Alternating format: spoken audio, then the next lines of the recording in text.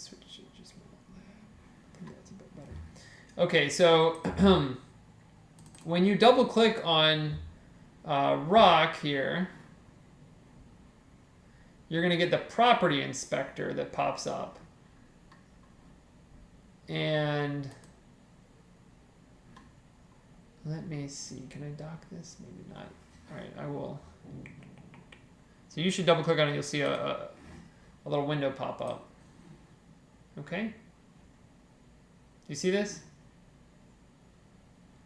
These are all of the properties of rock 1. Look, here's the purple color we picked for its background. Here's an edge color, which we didn't specify, but that's the default. Okay? The data here, you see X data and Y data. That's how we defined the polygon. All right? We can actually, in code, go back and change any of these values. But just to show you how it works, what if I go up here and pick this fierce shade of orange? Do you notice how the rock 1 changes? Now Andrew has covered up rock 1 with his triangle, but that's okay. Do you see how that changes color?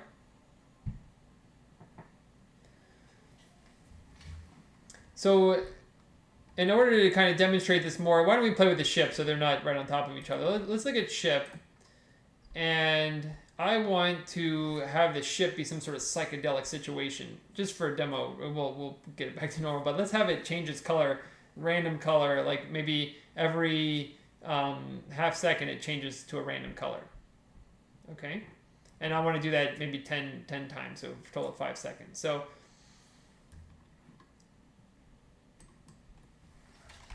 I'm going to say for I equals 1, or I equals 10. And then I'm going to say ship dot, and that dot is going to allow me to change its attributes.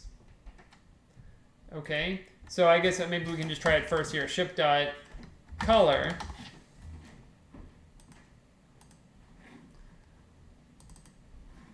And again, these names are coming from the properties. So, sorry, face color. So it's going to be dot capital F, capital C, face color. Equals, and then I can give it a new value. Right? I can give it, you see how that works? So ship.faceColor, that says, that ship, we'll call that an object. Right? It has properties.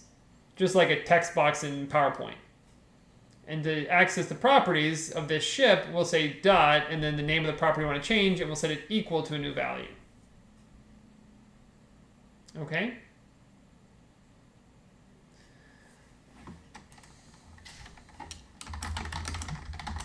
Now I want to set it equal to a random value, and here I know that the rand function gives me a value between 0 and 1. Right? So I could set it equal to rand, and then I could pause for just a little bit of time and be done. So this pause command tells MATLAB to just wait for that many seconds before doing the next line of code. And I'll put a semicolon here to make MATLAB happy. So now let's run our code. Oh yeah. Pretty cool. Like, who says you can't make a pretty nice game in MATLAB? They haven't been EW200. All right. So please go ahead and make sure you're typing along with me. I'm trying to go a little slow here to make sure that you can all do this, because I think it's very easy to kind of look at this and be like, well, it's 3 lines of code. How hard could it be? And then actually do it yourself, and you're like, wait a minute, how do you write a for loop? So it is a little tedious just to kind of copy my typing, but I think there's real value in doing it. And if you have a problem, of course, let me know. Okay.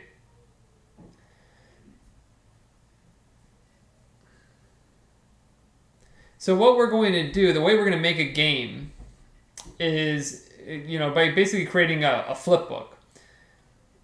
If you get like a stack of Post-it notes and you draw a stick figure on the front and then you flip the next page and the stick figure is like the same except his limb is like a little bit higher, and then he's starting to dance, and if you flip the flip book quite quickly, it looks as if the stick figure is moving.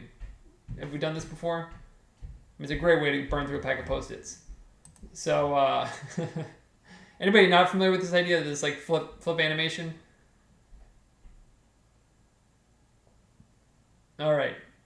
If you're not, you should go out to the library and get this book called Captain Underpants, which my son is like super into, and it's got this, flip animation thing going on where you go page to page. Highbrow literature. So, anyway, we're going to do the same thing. We're going to draw the plot. We're going to put all our figures on the plot. We're going to wait just a fraction of a second, and then we're going to redraw the plot by just moving a few things around. And if we do that fast enough, it'll look to the user as if the rocks are falling and the ship is moving and everything else. Okay, so what properties of my objects, my rocks and ships, do you think I should be adjusting in order to make this flipbook animation thing work? If you open up that property inspector. Your position in space. Yeah, so let's see.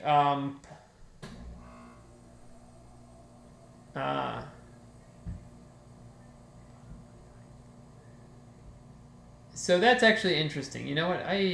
This must be new to this year. We can try this. I'm not in love with this. I don't think that X and Y means anything. Let's try that. Let's see. No. Okay, so that one doesn't work. That's is a bit quirky in this way. We'll just keep it exactly to the same things we've already defined. Feel free to explore these, and then it's interactive, so you can just set a value here and see if MATLAB changes it in the way you expect it to do. We specified the points of the shape here already, right? I mean, really, to move it, we just specify a new set of points. Okay? So we assign it a variable, right? So we would say, now all these points are stored if we open up under, sorry, this interface is new this year. MATLAB 2020 has, I guess, an improvement. Plotting.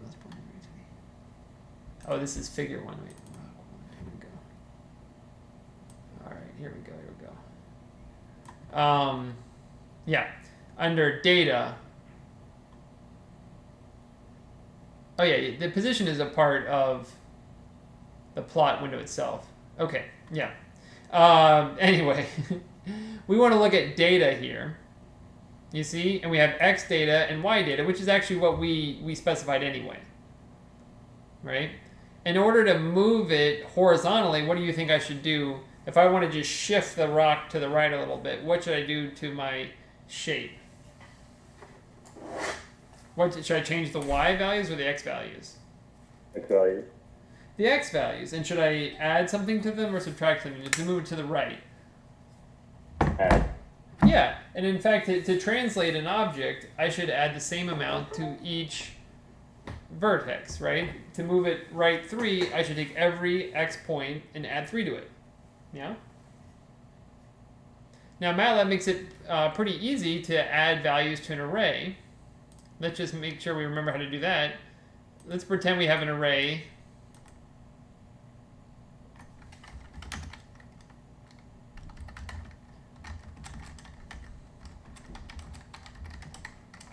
Okay. How do I add 3 to every element in this array? X data equals X data plus 3. Yeah, X data equals...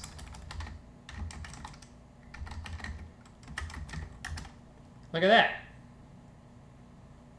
Okay. So let's change rather than, well,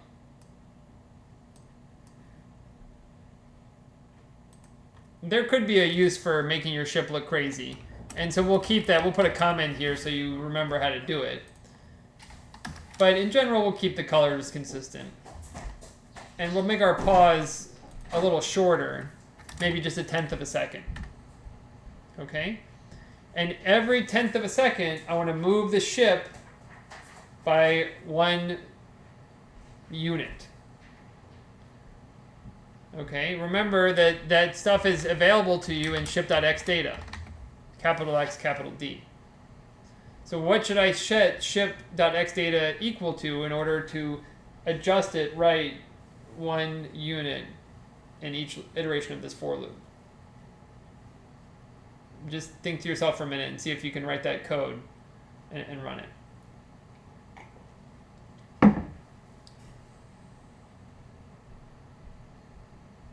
So where does the ship.x data come from?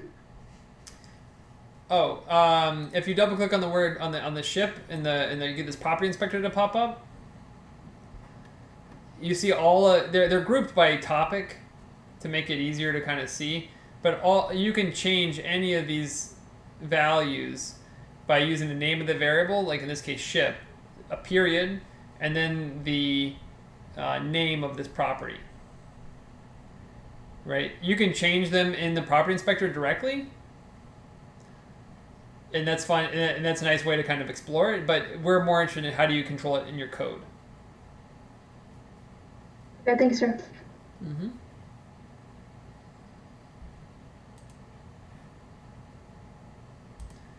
All right, so Daniel, were you able to figure it out?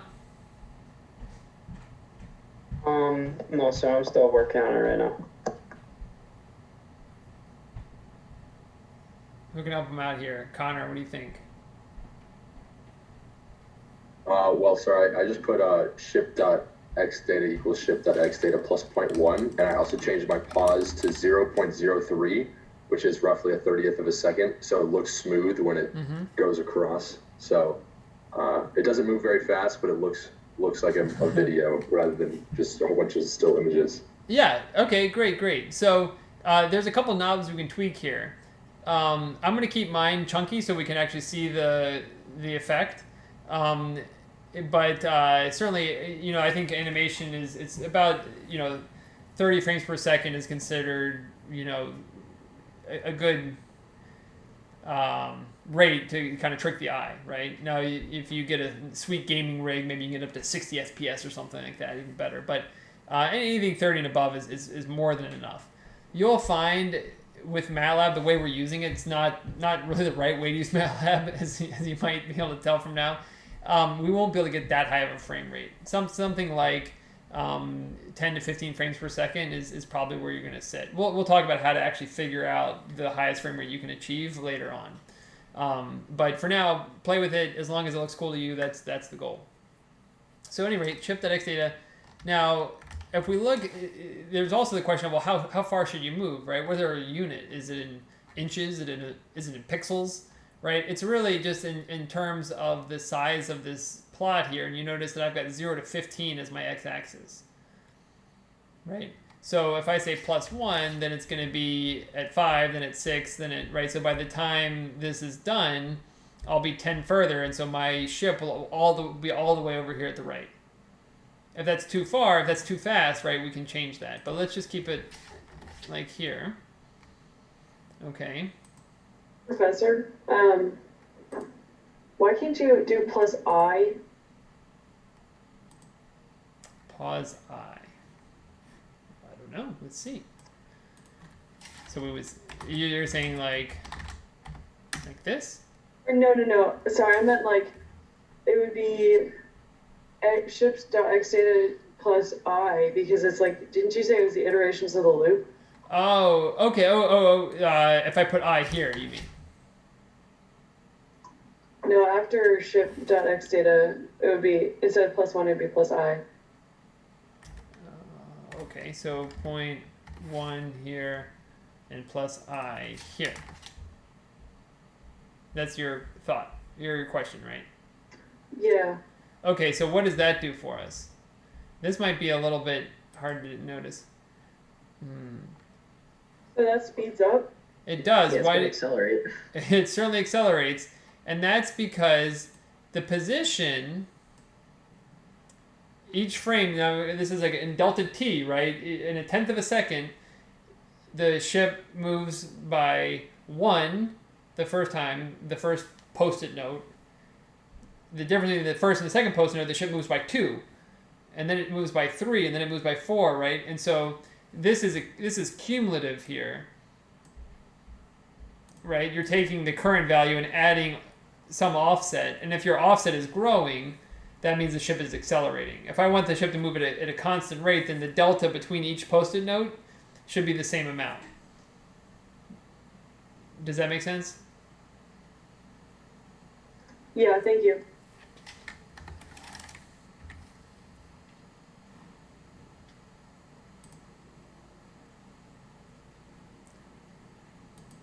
You see the effect here? Pretty cool. Ben's got like, he's like, okay, you know what? Maybe this class is all right. Maybe this is a game. All right, great. So let's leave the ship alone for a little while, because I think the next thing we'd want to do with the ship is actually let the user control it, right? So we'll have to talk about how do you get input from the keyboard and things like that, and that's a little much to hit right off the bat. Let's just play with the rocks for right now. Okay, I want the rocks to fall down the screen. So let's leave the ship alone, and now our for loop, let's just have the 2 rocks fall. Okay? And maybe let's have one rock fall a little bit faster than the other rock, so they look different.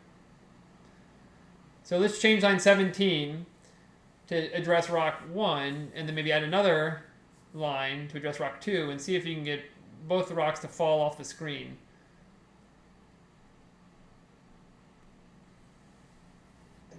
We're including it in the same for loop.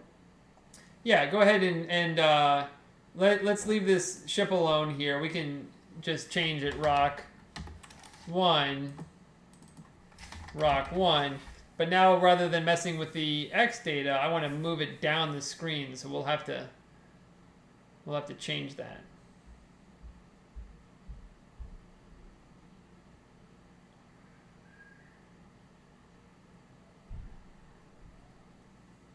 So what do we want to change instead of X data?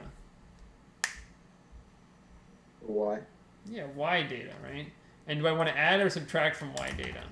Subtract. Yeah. Minus 1.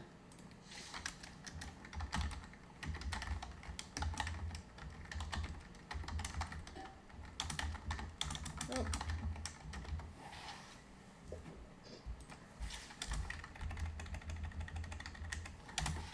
Something like this.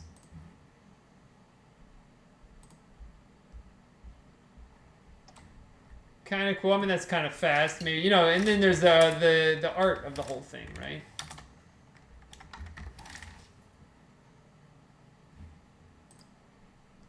So what I don't understand is I have the ship and the rock going in the same for loop, but Okay. they're both only working off the last pause. If I want to make them go at different speeds, we'd have to put a different pause after it. So we're gonna there's a bunch of different ways to achieve the effect, and you're right. You could have different amounts of pauses and other things.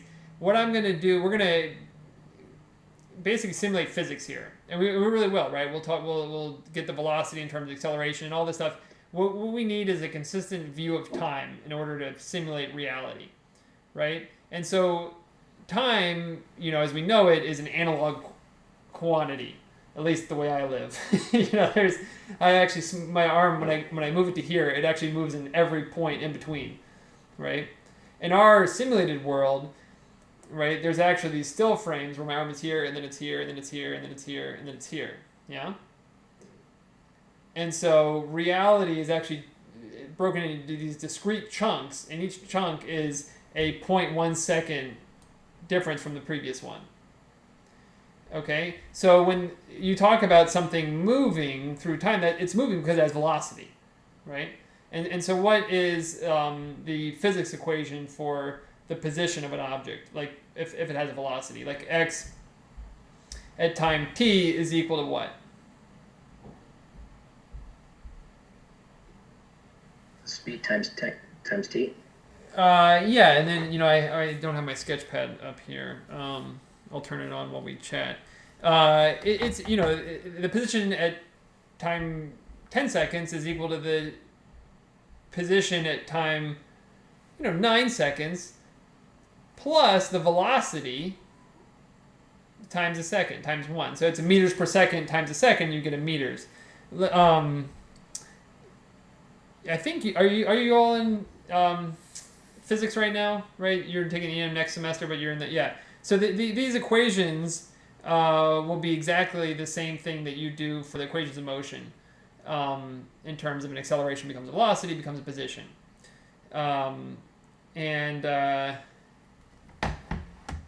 Let's see. I'm sorry, I didn't think we would be drawing today, but let me pull this up.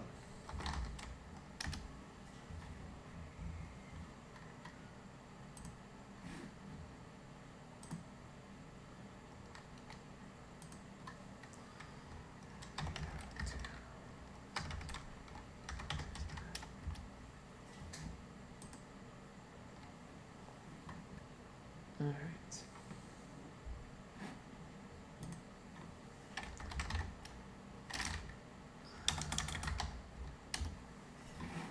All right. Sorry, I know your screen is looking all crazy right now, but we'll get there. All right.